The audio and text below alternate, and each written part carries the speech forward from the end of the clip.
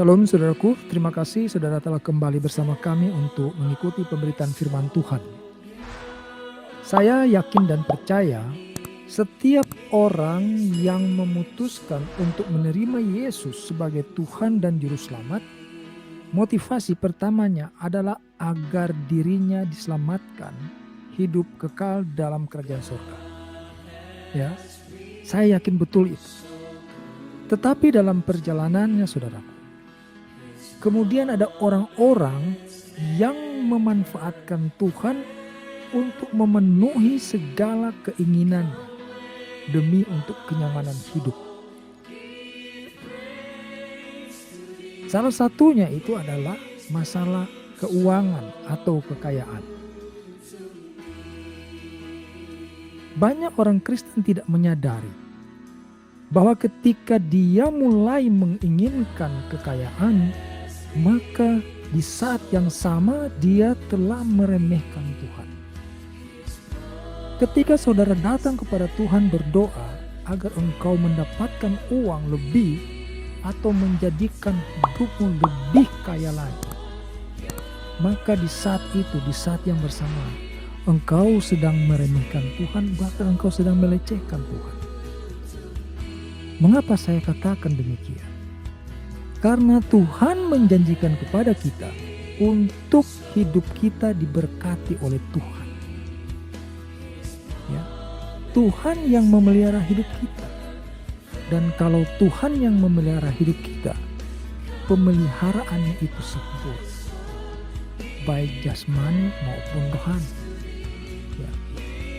Sehingga ketika kita mulai berpikir untuk hidup lebih kaya dan datang kepada Tuhan meminta hal seperti itu, engkau sesungguhnya di saat yang sama itu sedang meremehkan Tuhan, seolah-olah Tuhan tidak tahu apa yang engkau butuhkan, apa yang engkau perlukan dalam hidup, sehingga engkau harus datang meminta kepada Tuhan hal yang lebih itu.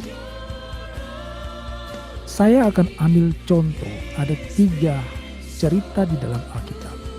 Ya, ini bukan cerita karangan, ini kisah nyata yang dicatat oleh Alkitab. Yang pertama adalah Ayub. Di dalam Alkitab, Ayub digambarkan sebagai seorang yang saleh. Dia kaya raya. Kehidupan keluarganya sangat kaya sehingga anak-anaknya berpesta setiap hari. Tetapi suatu waktu segala harta bendanya itu, bahkan anak-anaknya, oleh iblis dihancurkan semua, dimusnahkan. Ya, kita orang Kristen pasti tahu cerita ini. Iblis datang minta izin kepada Tuhan, kepada Bapa yang di surga, agar dia mau mengambil segala harta kekayaan Ayub, ya, bahkan diberikan sakit yang parah. Anak-anaknya dilenyapkan, meninggal saudaraku. Yang tersisa hanyalah seorang istrinya yang justru bukan menjadi penolong bagi hidupnya, tapi justru menghujat dia dan menghujat Bapa yang di surga. Dan segelintir teman-teman yang tidak berguna juga saudaraku. Kekayaan saudaraku. Ya. Kaya, hidup saleh. Kekayaannya itu hancur lebur saudaraku. Tidak berbekas. Yang kedua adalah Salomo. Salomo ini adalah raja yang sangat kaya. Ya. Salomo juga ini sempat menjadi seseorang yang taat, ya, yang mengasihi Tuhan. 1 Raja-Raja 3 ayat 3 di sana dikatakan oleh firman Tuhan. Dan Salomo menunjukkan kasihnya kepada Tuhan dengan hidup menurut ketetapan Daud ayahnya. Jelas saudara. Dia kaya raya saudara. Tetapi apa yang terjadi?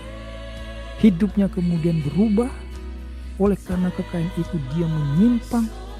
Dia mempunyai 700 istri dan 300 bunik saudara. Hidupnya hanya untuk kenyamanan hidupnya sendiri saudara. Dan yang ketiga adalah tentang seorang anak muda yang kaya.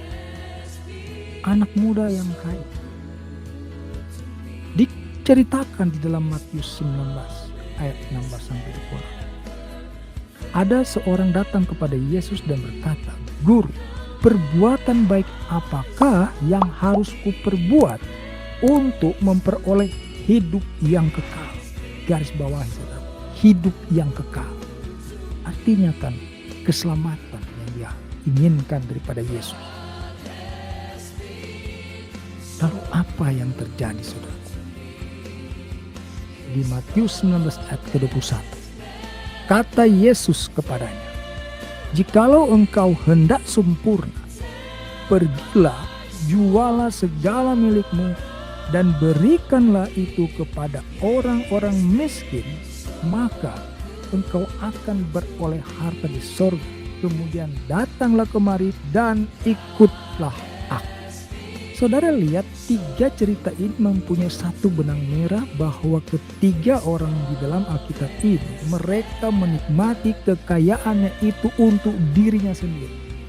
Saya tidak menemukan di dalam Alkitab bahwa Ayub menggunakan harta bendanya itu untuk memberkati tetangga-tetangganya. Saya juga tidak menemukan catatan bahwa Salomo juga melakukan hal seperti itu, ya, memberikan sebagian hartanya untuk memberkati orang-orang miskin kah atau orang-orang yang membutuhkan, saudara.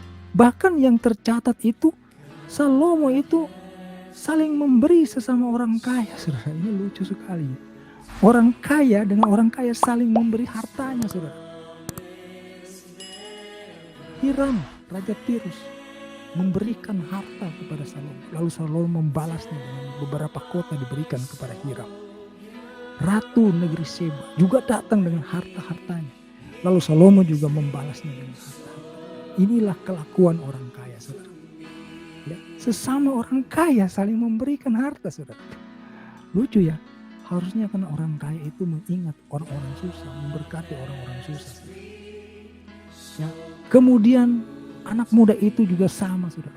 Makanya ditemplak oleh Tuhan Yesus. Tuhan Yesus katakan, "Jikalau engkau hendak sempurna, pergilah, jualah segala milikmu." Tidak tanggung-tanggung, saudara. Jualah segala milikmu dan berikanlah itu kepada orang-orang miskin. Wah, ini pedih sekali, saudara, mendengarkan ini ya.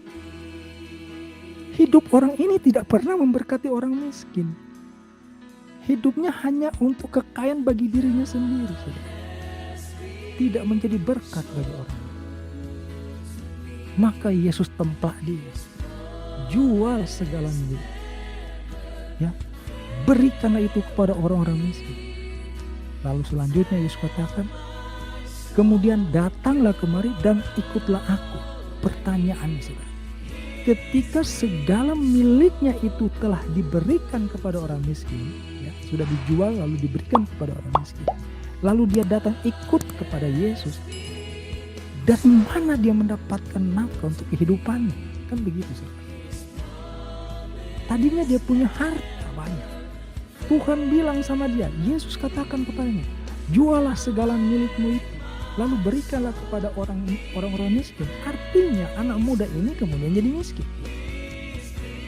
Kan jual segala milikmu itu kan habis. Lalu kata Yesus, "Datanglah ke sini, datanglah kemari dan ikutlah aku." Berarti dia ikut Yesus dengan tangan kosong, baju di badan saja, saudara. Lalu bagaimana dia hidup? Nah, inilah yang saya bilang. Ketika engkau datang kepada Tuhan, motivasimu itu ingin mengubah hidupmu menjadi kaya untuk kenyamanan hidupmu sendiri, saudara. Engkau itu sedang melecehkan Tuhan. Engkau sedang meremehkan Tuhan. Engkau secara tidak sadar, secara tidak langsung mengatakan bahwa Tuhan, engkau tidak cukup memberikan aku kehidupan. Maka engkau perlu datang ke hadapan Tuhan dan meminta agar engkau bisa memperoleh uang yang lebih banyak untuk kenyamanan hidup. Oleh anak muda ini Tuhan katakan kepadanya, "Jualah segala milikmu, berikanlah itu kepada orang-orang miskin, kemudian datanglah kemari dan ikutlah aku." Ya, jadi orang muda ini datang kepada Yesus dalam keadaan tidak punya harta lagi, saudaraku. Dari mana dia makan minum? Uangnya sudah nggak ada, hartanya sudah diberikan kepada orang miskin, sudah dijual semua. Inilah yang harus kita pahami dan kita mengerti. Tuhan menjanjikan kepada kita, Dialah yang memelihara hidup kita. Masa depan kita pun adalah rancangan Dia, saudara. Engkau ditenun sejak dari dalam kandungan ibumu. Demikian firman Tuhan katakan. Tetapi oleh karena kekhawatiran akan dunia ini, saudara, terhimpit, kita langsung berubah fokus. Kita pikir mengikuti Yesus itu adalah untuk beroleh kenyamanan hidup. Kita minta uang, kita minta kekayaan. Untuk apa uangmu banyak-banyak kalau engkau tidak menjadi berkat? Pertanyaan berikutnya adalah, Ayub dikatakan, dicatat sebagai orang saleh. Salomo juga adalah orang yang mengasihi Tuhan. Anak muda ini adalah pelaku 10 hukum Taurat. Apakah dirimu sudah setara atau selevel dengan 3 orang ini? Bahwa engkau adalah seorang soleh, engkau adalah seorang yang sungguh mengasihi Yesus, engkau adalah pelaku 10 hukum Allah itu, sehingga engkau menginginkan kekayaan. Ya. Tapi ternyata saudaraku, kekayaan itu bukanlah parameter, bukanlah ukuran engkau diberkati. Ya, banyak orang mengira kalau dia banyak hartanya, banyak uangnya, dia hidup itu sudah dekat dengan Tuhan. Dia sangat diberkati begitu. Hidupnya sudah lebih dekat ke sorga begitu. Ya, disangkanya begitu. Faktanya Ayub yang dikatakan saleh, saudaraku, musnah harta kekayaannya. Bukan cuma hartanya, sampai ke anak-anaknya mati, saudara. Begitu juga dengan Salomo. Tuhan begitu marah kepada dia karena dia berubah perangainya, berubah kelakuannya. Hidupnya hanya untuk memenuhi kenyamanan hidupnya sendiri. Tidak cukup satu istri, 700 istri dan 300 gundik, saudara. Dari suku-suku, dari bangsa-bangsa yang tidak mengenal Allah. Jadi saudaraku, jangan pernah engkau menghubungkan keuanganmu atau hartamu atau kekayaanmu itu adalah sebagai ukuran atau parameter engkau diberkati oleh Tuhan. Banyak orang yang tidak mengenali Yesus hidupnya kaya raya, saudara. Ya, banyak sekali. Ya, banyak sekali orang yang hidupnya kaya raya, tapi mereka bukan orang yang mengenal Yesus, apalagi menjadi pengikut Kristus. Tidak sama sekali.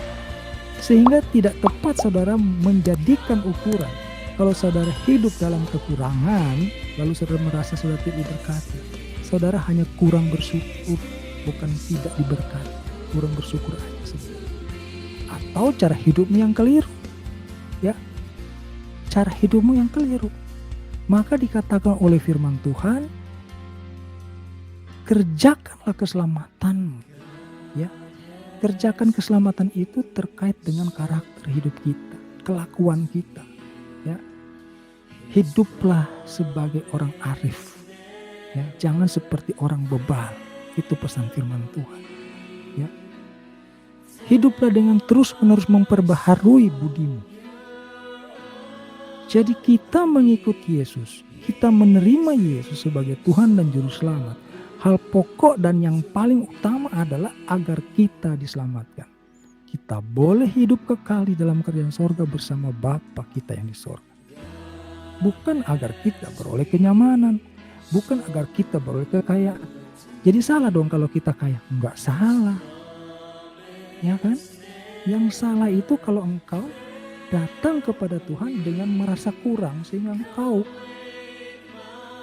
meminta kepada Tuhan kekayaan, meminta kepada Tuhan uang lagi. Ya, pada kenyataannya yang kau minta itu hanya untuk memenuhi hawa nafsu. Ya, kalau Tuhan menghendaki engkau beroleh harta yang banyak, pasti engkau akan memperoleh. Bahkan ketika engkau sama sekali tidak pernah berharap, ya, bahkan tidak berharap sekalipun. Persoalannya ketika engkau menjadi kaya, engkau mempunyai harta yang banyak, apakah engkau menjadi berkat bagi orang lain? Ya, Ayub, Salomo, dan anak muda ini Tidak ada catatan di dalam Alkitab mereka menjadi orang yang memberkati orang lain. Mereka menikmati kekayaan itu untuk dirinya mereka sendiri. Ya, sangat jelas saudaraku tercatat di Alkitab. Ayub anak-anaknya berpesta pora setiap hari. Saudara. Tidak ada saya ketemu Ayub memberikan sebagian dari hartanya bagi orang miskin atau orang yang memerlukan. Begitu juga saudaraku dengan Salomo. Tidak ada juga catatan. Anak muda ini lebih terang benderang lagi. Tuhan Yesus templak dia dengan menyuruh menjual seluruh harta kekayaannya dan membagikan kepada orang miskin. Anak muda ini tidak membantah saudara, karena memang itu tidak pernah dilakukan. Kalau sering dilakukan, pasti dia akan bilang, Tuhan saya sudah sering ya, sebagian harta itu bagikan kepada orang miskin. Masa mesti jual semua? Tapi Tuhan tahu orang ini sangat terikat dengan kekayaan. Dia menikmati kekayaan itu bagi dirinya sendiri. Dia tidak pernah menjadi berkat bagi orang sekitarnya. Maka Tuhan templak dia. Jualah segala miliknya dan berikanlah itu kepada orang-orang miskin. Kemudian datanglah kemari dan ikutlah aku. Nah itu yang tadi saya katakan. Ketika Tuhan mengatakan datanglah kemari ikutlah aku, dia sudah tidak punya harta apa-apa. Bagaimana dia mau melangsungkan kehidupan? Inilah yang kita sebut sebagai pemeliharaan Tuhan. Apakah engkau percaya dengan pemeliharaan Tuhan ini? Ya.